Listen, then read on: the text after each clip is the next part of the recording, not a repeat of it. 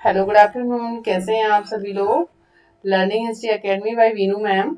आज हम पढ़ेंगे, शुरू करेंगे एनसीईआरटी का अध्याय 8, खुशहाल गांव और समृद्ध शहर। इससे पहले हम अध्याय 7 में पढ़ चुके थे अशोक के बारे में। जिन बच्चों ने क्लास नहीं देखी है, देखिए मैं एवरी चैप्टर्स को पार्ट के थ्रू लेकर आ रही हूँ। जिन बच्चों ने क्लास नहीं देखी है, समझी है, प्लीज क्लास को देख लीजिए। और 7 चैप्टर में आपके कंप्लीट करा चुकी हूँ। आज हम शुरू करेंगे क्लास 6 का अध्याय 8, खुशहाल गांव और समृद्ध शहर। इस चैप्टर में आपको बहुत कुछ पढ़ने को मिलेगा और इस चैप्टर में काफी कुछ क्वेश्चंस बनते हैं। सीटेट में भी क्वेश्चंस बनते हैं और यूजीसी नेट में भी क्वेश्चंस बनते हैं। बाकी एग्जाम्स की जो मैं बात कर लूँ, जैसे कि आपके और टीचिंग एग्जाम्स हो गए, टीजीटी, पीजीटी, जो भी इतिहास से तैयारी कर रहे हैं बच्चे, यहाँ से क्वेश्चंस 101% मिलते हैं देखने के लिए। ठीक है, आपको जब बेसिक क्लियर नहीं होगा ना, एनसीईआरटी आप क्लियर नहीं करेंगे तो बाकी इतिहास आप नहीं पढ़ सकते हैं। ठीक है, चलिए हम टाइम वेस्ट नहीं करेंगे, हम अपना अध्याय स्टार्ट करेंगे। खुशहाल गांव और समृद्ध शहर के बारे में आज हम पढ़ेंगे पार्ट 1। आज हम देखेंगे कि क्या क्या पढ़ेंगे पार्ट 1 में।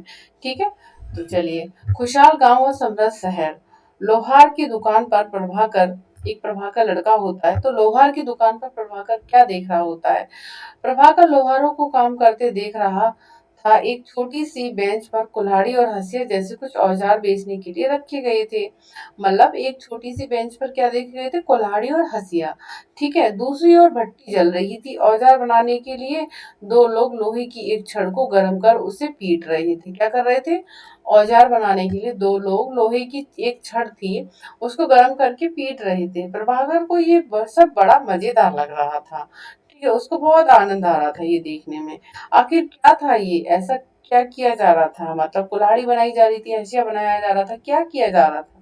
आइए देखते हैं, हम पढ़ेंगे। आज इस चैप्टर में बहुत कुछ हमें देखने को मिलेगा। चलिए, लोहे के औजार और खेती।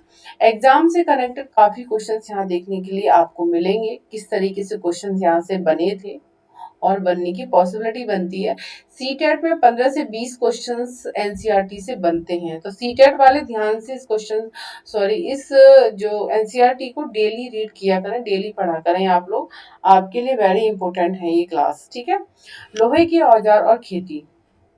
ठीक है, यहाँ पर बात जो हो रही है, लोहे के औजार और खेती के बारे में बात हो रही है। ठीक है, तो लोहे का प्रयोग आज एक आम बात है। बिल्कुल सही बात है, आज एक आम बात है। कोई इतना सोचता नहीं है लोहे के बारे में। लोहे की चीजें हमारी रोजमर्रा की जिंदगी का हिस्सा बन गई है। हम चाकू, ब्लेड, हंसिया और बाकी औजार का हम प्रयोग करते हैं, लेकिन आज की डेट में हम नहीं सोचते हैं कि ये कैसे बनी होंगी। ठीक है, लेकिन हाँ, इसके पीछे है कि हमारी इसकी लोहे की शुरुआत कब से हुई थी। चलिए देखते हैं। इस उपमहाद्वीप में लोहे का प्रयोग लगभग 3000 साल पहले शुरू हुआ। कब शुरू हुआ था उपमहाद्वीप में लोहे का प्रारंभ? 3000 साल पहले। कब हुआ था? 3000 साल पहले। देखिए दे रखा है ना, इसे नोट कीजिए, इसे कहीं नोट कर लीजिए, एक कॉपी बना लीजिए, उसमें आप ऑब्जेक्टिव क्वेश्चन नोट करते रहिए, क्योंकि बाद में मैं अब जब ऑब्जेक्टिव लेकर आऊंगी आपके लिए एवरी चैप्टर से, मैं आपसे पूछूंगी। ठीक है, और आपको बताऊंगी किस तरीके से मैंने आपको ऑब्जेक्टिव क्वेश्चंस बनाए हैं चैप्टर से। ठीक है, तो लोहे का प्रारंभ कब हुआ था? 3000 साल पहले शुरू हुआ था। महापाषाण कब्रों में लोहे के औजार और हथियार बड़ी संख्या में मिले हैं। महापाषाण कब्र जो थी, मैंने आपको पढ़ाया था लास्ट क्लास में महापाषाण कब्र के बारे में। तो जिन बच्चों ने क्लास नहीं देखी है वो लोग क्लास देख लीजिए, महापाषाण कब्र के बारे में समझ ले वहां से। ठीक है, तो महापाषाण कब्रों में लोहे के औजार और हथियार बड़ी संख्या में मिले हैं। इसके बारे में तो अध्याय में पढ़ चुके हो, राइट? बिल्कुल सही है, क्योंकि महापाषाण कब्रों में हमें लोहे के औजार मिले हैं और उन औजारों में हथियार बड़ी संख्या में मिले हैं। ठीक है, और एक बात और देखने को मिलती थी कि जब लोग थे, प्राचीन काल के लोग थे, तो महापाषाण कब्रों में बड़े बड़े पत्थर, मतलब होता है महापाषाण का मतलब होता है बड़े बड़े पत्थरों की कब्रें। राइट, और उसमें क्या करते थे? शवों को दफनाते थे और उसके साथ साथ औजार, हथियार और खाने पीने की चीजें भी रखते थे। तो इसी तरीके से इस चैप्टर में बताया गया है कि महापाषाण कब्रों में लोहे के औजार, हथियार बड़ी संख्या में देखने को मिले हैं। वहां से पता किया गया है कि औजार की जो शुरुआत होती है, लोहे की शुरुआत जो होती है, वो 3000 साल पहले मानी गई है। देखिए यहाँ पर ये देख रहे हैं ना, ये ये देख रहे हैं ना, ये औजार हैं, ये लोहे के औजार हैं जो दिखाए गए हैं। उस वक्त ये औजार देखने को मिले हैं। ठीक है, देखिए औजारों की सूची में इन चित्रों के नाम चुनो, जैसे हसिया, कुल्हाड़ी और संडसी। ठीक है, लोहे की ऐसी 5 चीजों की सूची बनाओ जिनका प्रयोग तुम रोज करते हो। बिल्कुल बना लो, इजली है। ठीक है, तो इसमें हसिया, कुल्हाड़ी और संडसी ये देखने को मिले हैं ना। ये देखिए, कुल्हाड़ी देखिए किस तरीके से बना रखी है, संडसी बना रखी है, संडसी बना रखी है, देखिए देख रहे हैं ना। और ये देखिए हसिया बना रखा है, ये हसिया बना रखा है, ये संडसी बना रखा है, और ये कुल्हाड़ी बना रखी है, और ये संडसी बना रखी है, और ये हसिया बना रखा है। देखिए पहले के लोगों ने किस तरीके से लोहे का प्रयोग करके औजारों का निर्माण किया था, देख रहे हैं ना आप। चलिए हम आगे देखते हैं इसमें और क्या दिया गया। इसके 2 क्वेश्चंस बने कि सबसे पहले उपमहाद्वीप की जो खोज हुई है, उपमहाद्वीप में लोहे का जो प्रारंभ देखने को मिला वो 3000 साल पहले मिला, क्वेश्चन नंबर 1। दूसरा, महापाषाण कब्रों में सबसे पहले औजार हथियार बड़ी संख्या में देखने को मिले हैं। क्वेश्चन बनता है कि कौन से कब्रों में लोहे के औजार देखने को मिले, तो महापाषाण कब्रों में लोहे के औजार देखने को मिले हैं। राइट, ये क्लियर हुआ। अब देखते हैं आगे। करीब 2500 वर्ष पहले लोहे के औजारों के बढ़ते उपयोग का प्रमाण मिलता है। ठीक है, मतलब औजार का प्रयोग लोहे का प्रारंभ जो हुआ था 3000 साल पहले हो गया था। यहाँ बात जो 2500 वर्ष पहले की बात जो की जा रही है, फिर लोहे के औजारों के बढ़ते उपयोग की बात की गई है कि लोग 2500 वर्ष पहले लोहे के औजारों का प्रयोग करने लगे थे। इसके प्रमाण 2500 साल पहले मिले हैं। राइट, इनमें जंगलों को साफ करने के लिए कुल्हाड़ियां और जुताई के लिए हलों के फाल शामिल हैं। अब देखिए 2500 साल पहले क्या देखने को मिले हैं, जब लोग औजारों का प्रयोग करने लगे थे तो जंगलों को साफ करने के लिए कुल्हाड़ियां यहाँ देखने को मिली हैं, और जुताई के लिए हलों के फाल देखने के लिए मिले हैं। कब? 2500 साल पहले। बना ना बना, देखो क्वेश्चन इस तरीके से। देखिए एनसीईआरटी इस तरीके से क्वेश्चन बनाती है। ठीक है, तो 2500 वर्ष पहले लोहे का प्रयोग देखने को मिलता है, और इसकी शुरुआत कब हुई थी? 3000 साल पहले। इसी में कंफ्यूजन हो जाती है, 3000, 2500, 3000, 2500। तो यहाँ पर सुन लीजिए, लोहे का प्रयोग लगभग 3000 साल पहले हुआ था, और प्रयोग करना, जब उपयोग करना शुरू किया था वो 2500 वर्ष पूर्व हुआ था। और जब उन्होंने उपयोग किया था तो उसमें कौन से औजार देखने को मिले? कुल्हाड़ी और हलों के फाल देखने को मिले हैं। ठीक है, अध्याय 5 में तुमने पढ़ा था कि लोहे के फाल के इस्तेमाल से कृषि उत्पादन बढ़ गया था। बिल्कुल सही है, हम लास्ट क्लास में पढ़ चुके हैं। जिन्होंने नहीं देखा है क्लास वो देख ले। ठीक है, अब देखते हैं नेक्स्ट टॉपिक की तरफ चलते हैं। इसमें कृषि उत्पादन बढ़ाने के लिए उठाए गए अन्य कदम, सिंचाई। अब देखिए कृषि का उत्पादन होने लगा था, भाई बिल्कुल सही बात है, जब लोहे के औजार आने लगे थे। ठीक है, क्या औजार आने लगे थे? देखो हमने यहाँ पर अभी पढ़ा था, जंगलों को साफ करने के लिए कुल्हाड़ियां भी आ गई थी, और हलों के फाल भी देखने को मिलते हैं। ठीक है, तो फिर कृषि का उत्पादन बढ़ गया था। ठीक है, कृषि का उत्पादन बढ़ाने के लिए अन्य कदम आया, सिंचाई।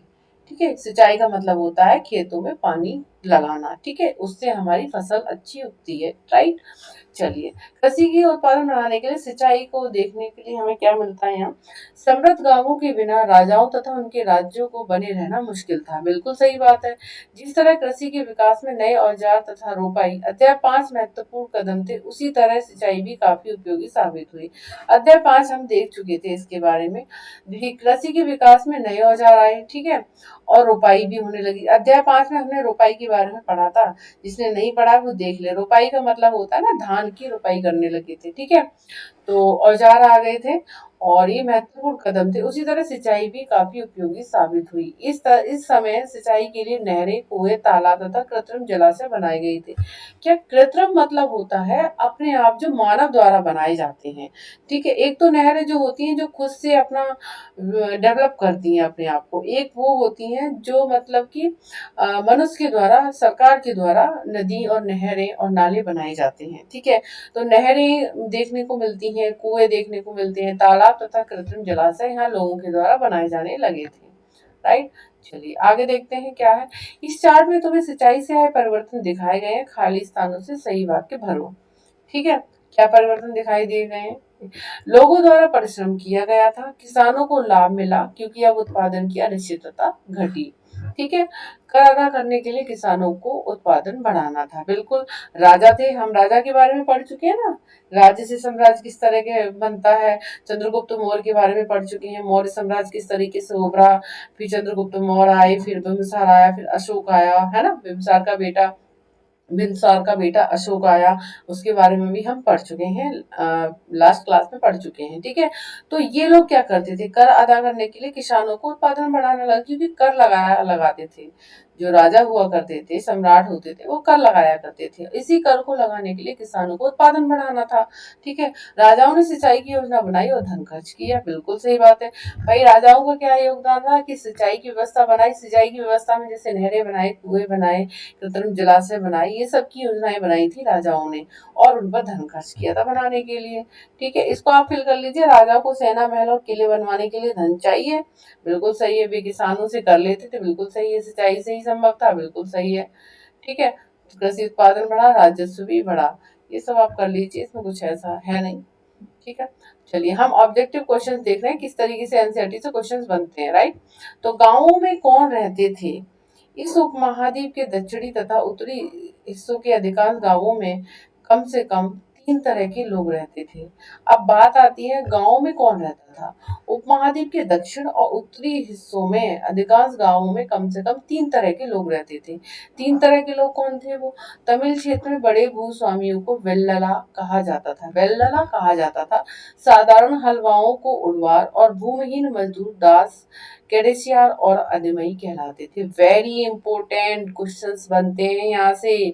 तमिल क्षेत्र में वेल्लाल कौन थे, भूस्वामियों को कहा जाता था। और साधारण हलवाओं को कौन क्या कहा जाता था, उड़वार। और भूमिहीन मजदूर, ठीक है, दास, कैडेसियार और अदमई कहलाते थे। ठीक है, मतलब साधारण हलवाओं को उड़वार और भूमिहीन मजदूर, दास, कैडेसियार और अदमई कहलाते थे। ये तमिल क्षेत्र में देखने को मिलते हैं। वेरी इंपॉर्टेंट है। यहाँ से या आप चाहें तो नोट कर सकते हैं। ये जो चीज है ना, यहाँ से नोट कर लीजिए। ये जब आगे आप हिस्ट्री पढ़ते हैं ना, तो वहां पर इससे क्वेश्चंस बने हैं। ठीक है, तो इनको नोट कर लीजिए, इतिहास में पढ़ने में आसानी होगी आपको।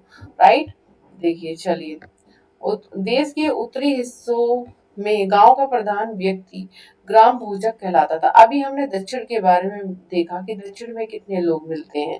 ठीक है, हमने हमने अभी दक्षिण में देखा। दक्षिण में कौन कौन से लोग देखे हमने।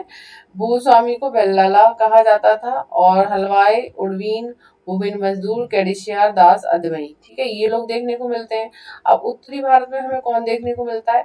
देश के उत्तरी हिस्से में गांव का प्रधान व्यक्ति ग्राम भोजक कहलाता था। मतलब देश का जो उत्तरी हिस्सा था हमारे भारत के देश का, जो गांव का प्रधान होता था ना, वो व्यक्ति ग्राम भोजक कहलाता था।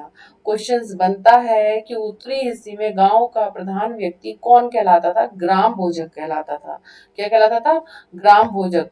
लिखिए, नोट कीजिए, ग्राम भोजक कहलाता था। राइट, चलिए नेक्स्ट। अक्सर एक ही परिवार के लोग इस पद पर कई पीढ़ियों तक बने रहते थे। मतलब यहाँ पर पीढ़ी दर पीढ़ी शासन करते थे, ग्राम भोजक कहलाता था। ठीक है, जो व्यक्ति का प्रधान बनाया जाता था, यानी कि यह पद आनुवंशिक था। बिल्कुल सही बात है। ग्राम भोजक के पद पर आमतौर पर गांव का सबसे बड़ा भूस्वामी होता था। क्वेश्चन बनता है, ग्राम भोजक के पद पर आमतौर पर गांव का सबसे बड़ा भूस्वामी होता था। कौन होता था, भूस्वामी होता था।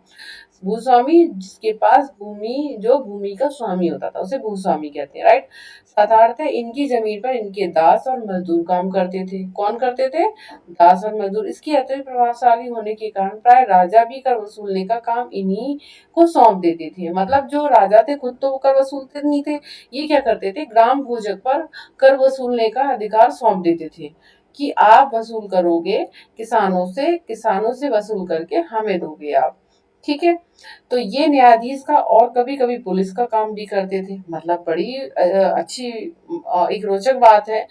ग्राम भोजक के पद पर जो रहता था, गांव का सबसे बड़ा भूस्वामी होता था, उसको राजा क्या करता था, राजा कर वसूलने का काम देता था, साथ साथ न्यायाधीश न्याय करने का काम और पुलिस का काम भी इन्हीं को दिया जाता था। 3 काम दिए जाते थे। ठीक है, ग्राम भोजकों के अलावा अन्य स्वतंत्र कृषक भी होते थे जिन्हें गृहपति कहते थे। क्वेश्चंस बनता है, ग्राम भोजक और गृहपति में अंतर क्या है।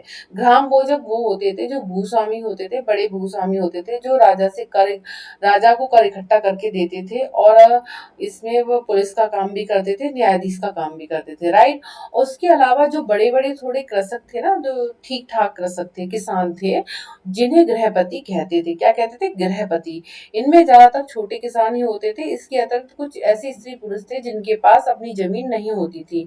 इनमें दास कर्मकार आते थे। अब जो अच्छे कृषक थे उनको गृहपति कहते थे, ठीक है, छोटे किसान अच्छे आते थे। और जो स्त्री पुरुष ऐसे थे जिनके पास जमीन नहीं थी, वो दास और कर्मकार की कैटेगरी में रखी गई थी, जिन्हें दूसरों की जमीन पर काम करके अपनी जीविका चलानी पड़ती थी। अधिकांश गांवों में लोहार, कुम्हार, बढ़ई तथा बुनकर जैसे कुछ शिल्पकार भी रहते थे, ठीक है। तो इसके अलावा हमने देखा कि इसमें ग्राम भोजक होते थे।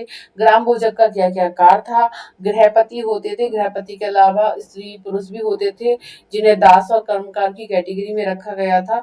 और जो कुछ लोग थे, जैसे अलग से जो लोग थे, कुछ जो शिल्पकार का काम करते थे किसान के मतलब खेती के अलावा, वो लोग थे लोहार, कुम्हार, बढ़ई और बुनकर।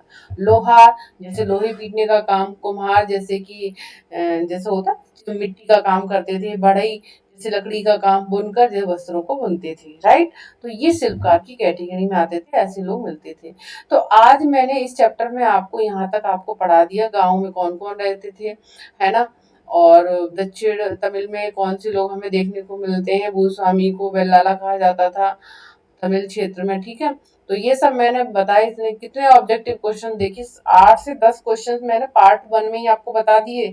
ऐसे क्वेश्चंस बनते हैं, सीटेट में तो बनेंगे बनेंगे क्वेश्चंस, राइट। तो ये था मेरा पार्ट 1। अगले पार्ट 2 में मैं आपके लिए लेकर आऊंगी, आप लोग पढ़कर आइएगा एनसीईआरटी, ठीक है।